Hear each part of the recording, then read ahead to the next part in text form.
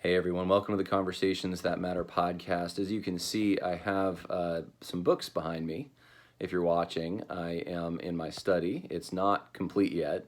I won't show you the rest of it because it's kind of messy, but I appreciate your patience with me as I have not been able to put out content as regularly. But I think starting next week, even though I have a lot more to do, at least my office will be set up. I'll be able to have higher quality podcasts and more of them. And I know I got a backlog. I know many of you are waiting for book reviews, and some of you have requested that I talk about certain things I haven't yet. So I'm gonna try to get to it as I can. But this is kind of what's been going on in my life. One of the things I'll mention, though, I did happen to go out on a very enjoyable. I haven't done this in a very long time, but an enjoyable camp out, just one night, and then we went hiking yesterday, and it was a needed slight break from all the other stuff I've been working on. And the conversation came up with some people about those who said that they would not take the experimental treatment, that they weren't ever going to do that. But then when the going got tough, meaning their income was going to be hit, they would have to enjoy a lower standard of living. They decided to make a different choice and to go ahead and get it. And it's discouraging for some people who want to see principled leaders, especially, but even just friends, principled people, and they don't see it. And this kind of thing sparked a conversation about, hey, what was it like when tyranny was much worse in the 20th century in certain areas of the world? Take Germany, for instance. And what happened during the beginning of the Nuremberg laws? Why did people cave? And one of the things that I think is important to remember is that is human nature. It is human nature to cave.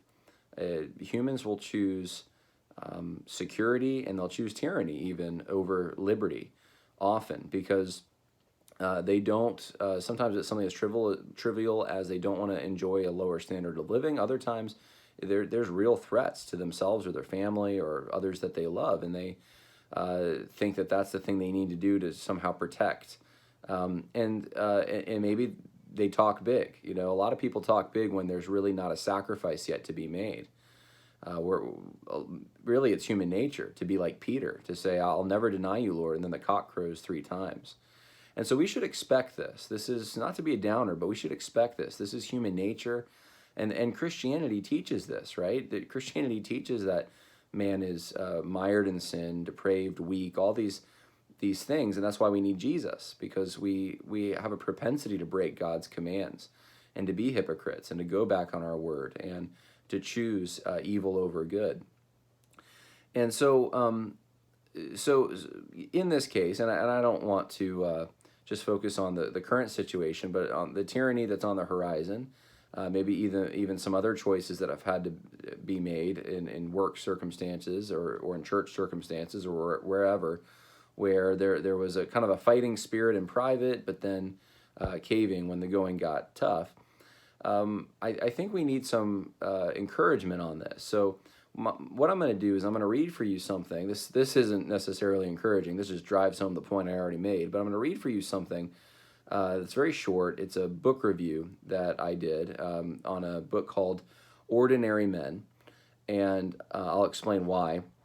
And then let's talk about a little bit about Jesus. Let's talk about the gospel and who Jesus was, and why right now those who shine bright and emulate Jesus and have steel spines and are willing to suffer sacrifice for the people they love and the things they believe, why those people really do stand out, why those are the leaders we really do need to look to. And we need to, even if someone's not well spoken, even if someone has other weaknesses, if they're simply willing to take a stand, they may be even wrong about some things. They might not have it all together. None of us do. But if they have bravery, if they have a willingness to stand up for what they believe in, and they're shooting in the right direction, they're orthodox. They in their theology they understand basically the issues that are at play right now. They need support, and we need to be careful about trusting people that haven't had to make those sacrifices. I'm not saying not to trust them. I'm not saying not to follow people, but I'm just saying those who really have made true sacrifices. And I'm not talking about people who talk about their sacrifices every 5 minutes. I mean those who really have made sacrifices, believe in what they've done, that it's the right thing. Their conscience is clear. They can sleep at night, uh, and they just look for the next thing that God has for them. Those are the people we need to identify right now, and kind of gather around, because I think times are about to get harder, and you're going to need a tree that's got roots that are planted deep by the streams of water. Not someone tossed to and fro by every wind of doctrine. Not someone who hasn't had to really suffer and isn't tested.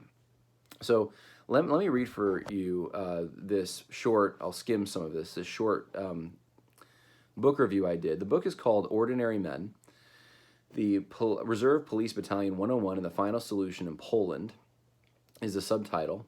I did this for a World War II class that I was in. Actually, it was a Holocaust class. I did a whole class on the Holocaust. And most academic treatments on the Holocaust focus on either Jewish victims or mastermind perpetrators inhabiting the upper echelons of the Nazi hierarchy.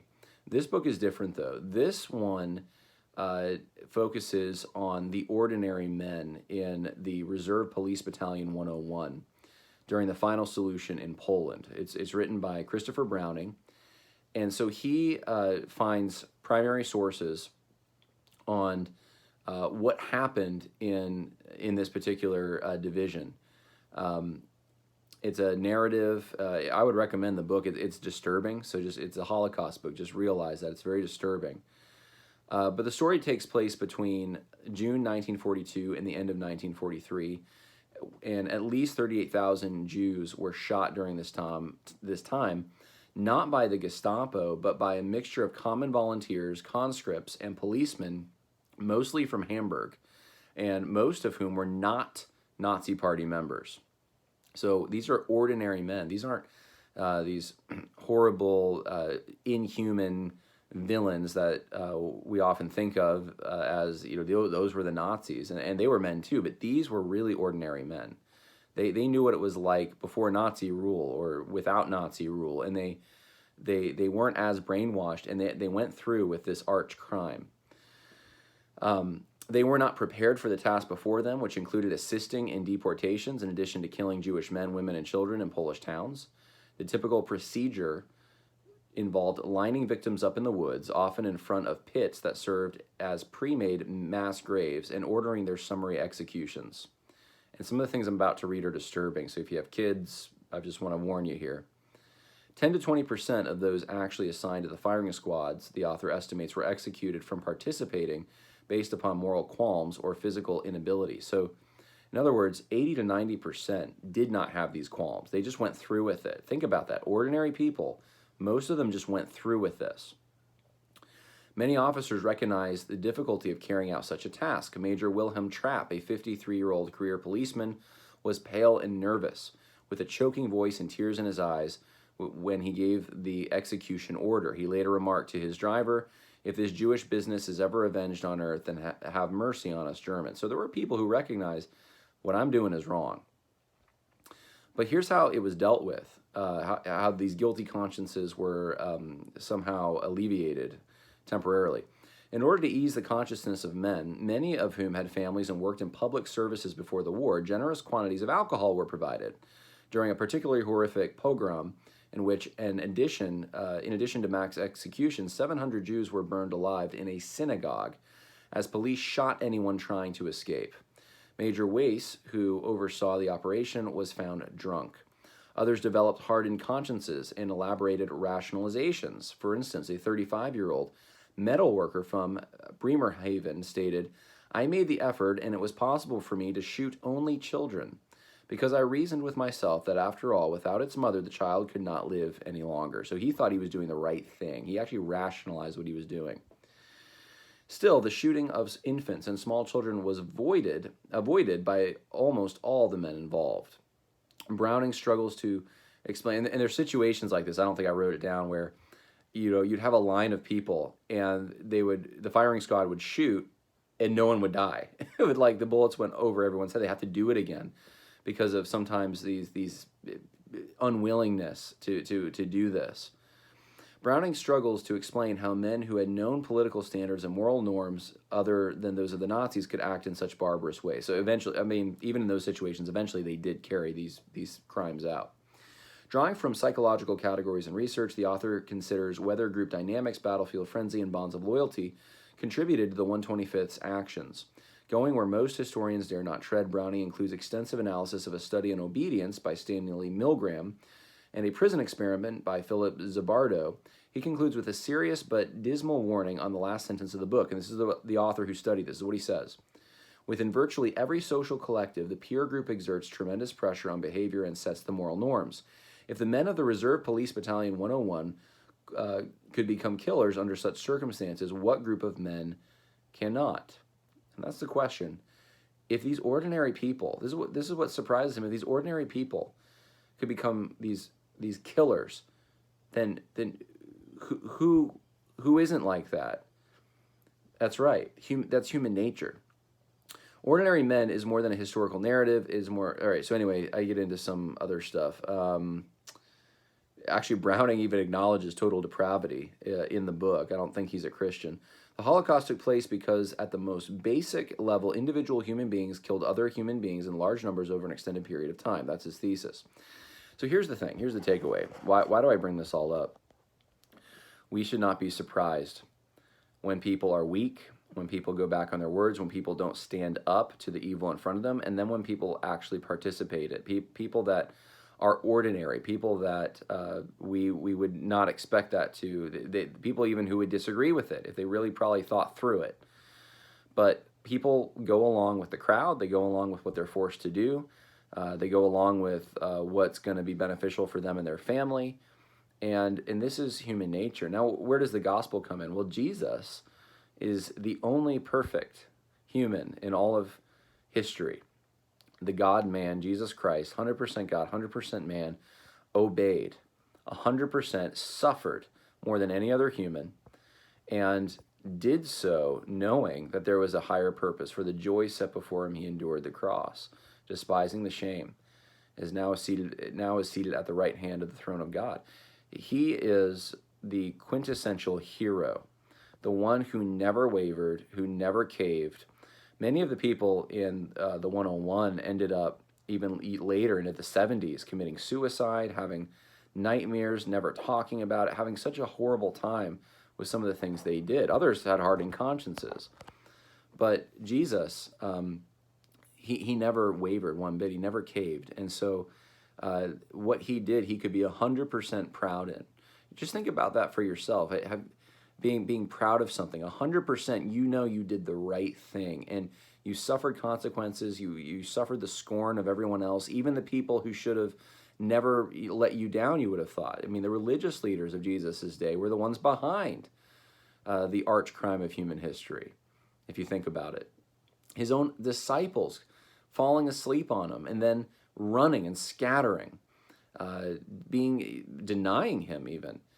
This is what he went through, and he did not have anyone to lean on. He went through it alone. I mean, Father even turned his back on him. Think of that. Think of what he went through, and he came out the triumphant hero.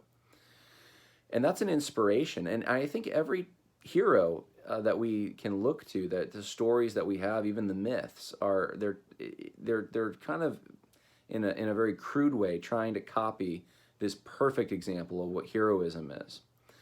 But in our culture today, we've killed that. We've killed people with internal virtue. We take down their monuments. We don't want to recognize them at all. They're not the people that deserve recognition. The people that deserve recognition are those who go along with what the central authority says is for the common good. And that this is just a recipe for tyranny, those who behave. So that's the world we're living in now. And it is a scary place to be. And it is hard when you watch. I mean, I can think of even people I know that I'm thinking now, okay, you know what? If we were in different circumstances, if we were in Nazi Germany, they would be the ones reporting on someone who would be hiding Jews or something. They would do that. And I could see them doing that. They would verbally say they'd never do it. But I can see now from the little bit of testing that's going on right in front of us, we can identify some of those people. Maybe you even look in your own heart and you're wondering, where am I at? And this is the time to be brave. This is the time to pray. It's time to draw on the strength of the Lord. And this is the time to say, you know what? I got some lines. These are my convictions. Let me stand there and let me not waver. Let me not go past those lines. We need to be, before we have this, the tyranny pressed upon us, we need to know what we'll do, how far we'll go. We need to already have that thought out and decided in our minds, so that our consciences are clear and that we can do the right thing before God. So anyway, yeah, I hope that's helpful. That's practical. That's where we're at. I hope you're gravitating towards people of like mind who have bravery, who have these kind of virtues, and stick with them, because I think times are going to get a lot tougher. So good book to read. It's kind of a downer in a way, but it really proves the weakness of men. And in fact, this is after I read it, I saw Jordan Peterson in a video online recommending this book, basically saying that, look, all these people who say, oh, I would never have gone along with that, I would never be a Nazi, I'd never said, yes, you would. The vast majority of people do. That's just the reality of the situation. That's how people are. So don't let it surprise you. Like I said, know where you stand. Stand with the people that you have identified already as those willing to suffer and sacrifice for the right thing, and then trust in the Lord. That's all we can do. And you know what? We were born for such a time as this. God puts you right where He wants you, exactly where He wants you for what's about to take place and what is taking place. And He didn't make a mistake. So I hope you find a little encouragement in that, at least. And I hope this was a helpful little video. God bless, and more coming later on. Bye now.